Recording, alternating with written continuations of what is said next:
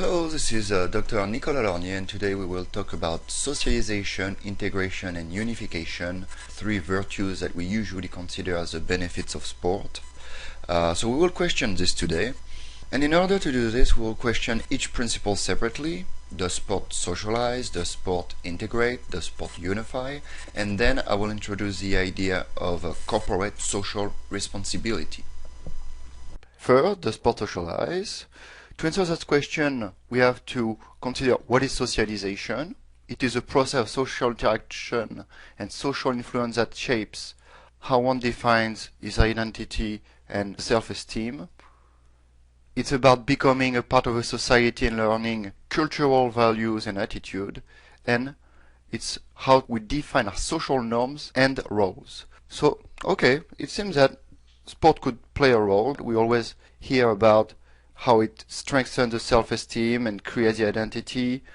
We can talk about cultural values and attitude related to sport. We can also consider that when you play sport, you have to learn social norms, the rules of the games, and also social roles. Being a player, being a referee, being a spectator, all those are roles.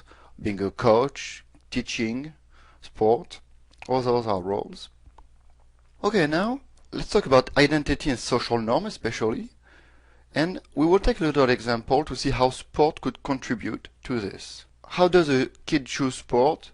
It depends on the way the authority figure encouraged them. It depends on the abundance of role models of the same racial group. There is also an influence of the social group and the gender, meaning that, for example, if I want to play basketball and I see that there is a lot of black role models, maybe in basketball, and I'm black, maybe that's going to influence me to choose basketball.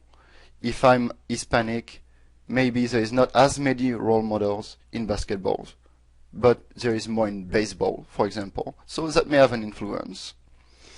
Also, it has to be considered as a form of expression and empowerment. Of course, if you don't express yourself, if you don't feel better when you play, you don't really need to choose that sport. Fourth, it's about social mobility also. If I see, for example, that my role models who come from the lower class became incredibly known superstars, maybe I will consider that because of sport, I can also change my social class. For example, LeBron comes from the worker class, and with basketball, he became a superstar. He's earning millions. Or maybe I will try to play basketball if I'm in a lower class because I want, as LeBron did, become a superstar and being in a higher class. Let's talk about role learning now. Is there any social role available in sports? Of course, you know there is many. And for Enzen and Sage, the sport enables kids to learn about relationship outside of the sport context. And that's very positive, because it means that what you learn when you are playing, on where you are watching the game, you can use it out of the game during the other parts of your social life. For Coakley, sport can influence the ones who don't participate like spectators. As I said before, you can even watch sport, and that may help you. Now, does sport integrate? To answer that question, we need to consider the definition of integration once again. Basically, there is three ways to be integrated. First, you can adopt the mainstream values of the middle class, which in the United States is a traditional West European. Second, you can assimilate the mainstream value of lower classes. We can consider that as a lower level of integration. And third, we can also try to preserve our ethnic values and promote the ethnic group solidarity for socio-economical success. That's a third type of integration. What does that mean? For example, I come from France. I want to stay with French people and socialize with French people, and that may help me to succeed Doesn't matter my social or economical class, it's just a matter of being integrated in my own ethnic group. Stodolka studied Polish and Korean migrants, and they discovered that at first, when you arrive in the United States, you usually don't participate in sport too much, because you're settling in the United States, you have to rebuild your life, we could say. So, at the first place, they don't practice too much.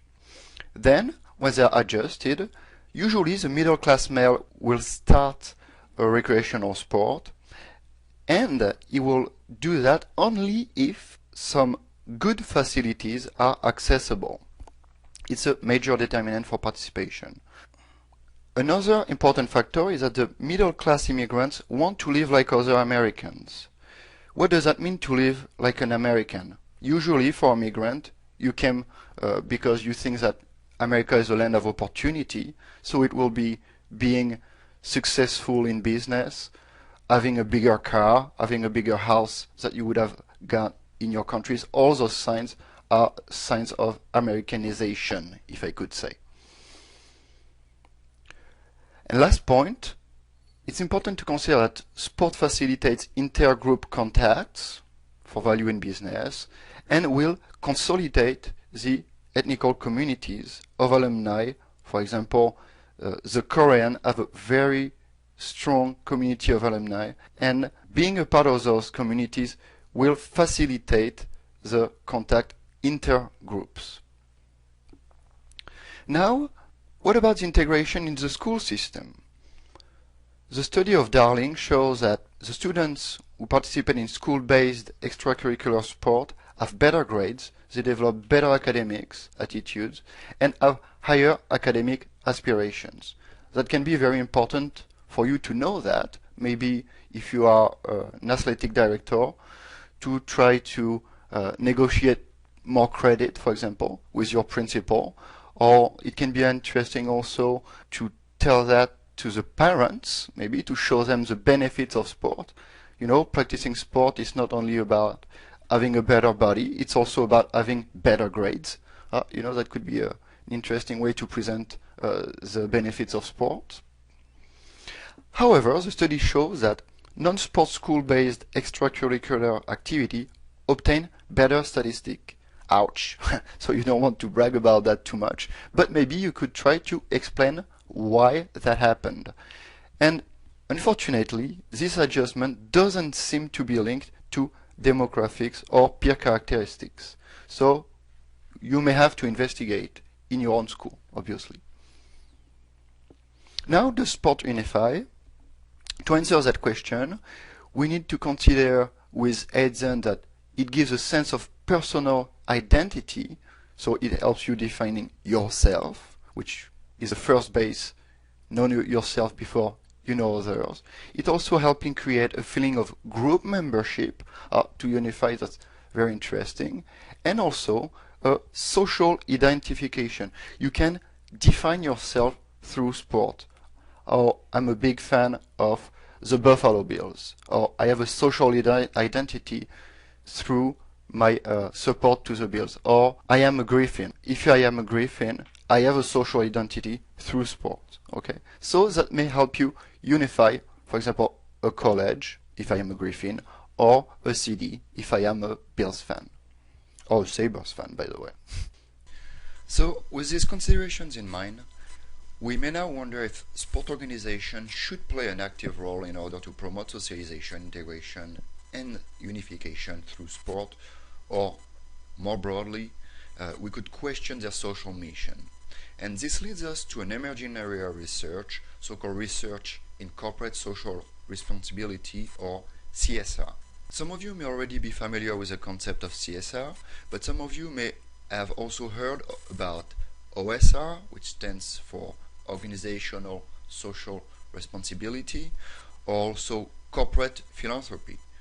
Well, historically, the concept of CSR emerged first, about 30 years ago, and nowadays some people try to extend the principle to organizations other than corporations. So some people also like the name philanthropy, which emphasizes the voluntary nature of the enterprise. When you say responsibility, it kind of sounds like a chore. So if you call it philanthropy, people are inclined to think that you just want to do the right thing. They may think that you are not simply responding to social pressures. That is the basic explanation for the three names, really. So what does CSR means? For Blowfield and Murray, 2008, cited by Walters and Baker and Taken, 2010, it means that the public has become less tolerant of examples of corporate excesses and responsibilities, and the public starts pressuring organizations to consider their social role in society, leading them to increased corporate social accountability and transparency. Or, as Bresbach and Harris 2008 put it, CSR changes organizations to explicitly clarify their business ethics, acknowledge expectations of their stakeholders, and integrate it to benefit society. And I want to add, especially to local communities. Some authors, like Meisner and Mason 2010, even talk about corporate community involvement as a major component of CSR. I put their reference in the resources for the week as well. So I'm sure that while reading these lines and while watching the video, you have in mind the current actions from your favorite teams or league. Some are quite notorious for giving back. For example, the NBA with the NBA Cares initiative. Okay, and of course, the question that I want to ask is, why be involved in CSR?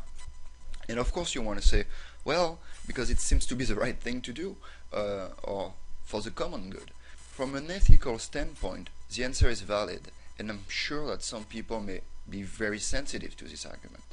However, from an economic standpoint, one may wonder if such decision is rational. After all, corporations and non-profit organizations make money, not friends, okay? So, and this is why some authors started questioning the strategic advantages of CSR. One of the first was Michael Porter, who many considers as the emblematic figure of an American research in corporate strategy, and who did not hesitate to write an article called The Competitive Advantage of Corporate Philosophy in 2002.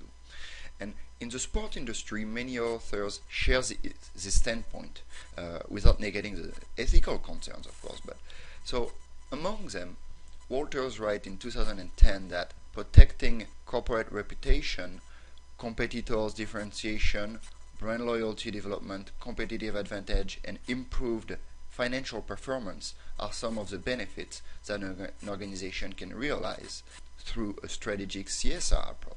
So, very important to consider.